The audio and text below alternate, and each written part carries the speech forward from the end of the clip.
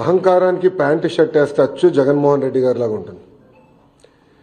జగన్మోహన్ రెడ్డి గారు బాగా ఫ్రస్ట్రేషన్లో ఉన్నారని నాకు అర్థమైంది. అధికారంలో ఉన్నప్పుడు దౌర్జన్యాలు, ఇంకో పక్కన అవినీతి అడ్డగోలుగా వ్యవహరించారు. ప్రతిపక్షానికి వచ్చిన తర్వాత ఈరోజు నీతులు విలువల గురించి మాట్లాడుతూ నిజంగానే చాలా చాలా ఆశ్చర్యంగా ఉంది.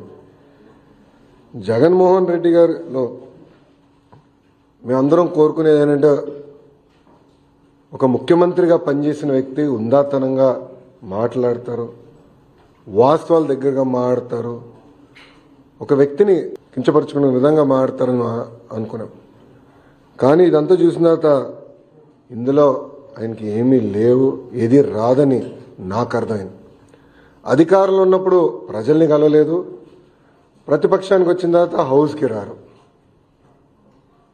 అంటే ఎప్పుడు దూరంగా బతకాలని కోరుకునే వ్యక్తి జగన్మోహన్ రెడ్డి గారు.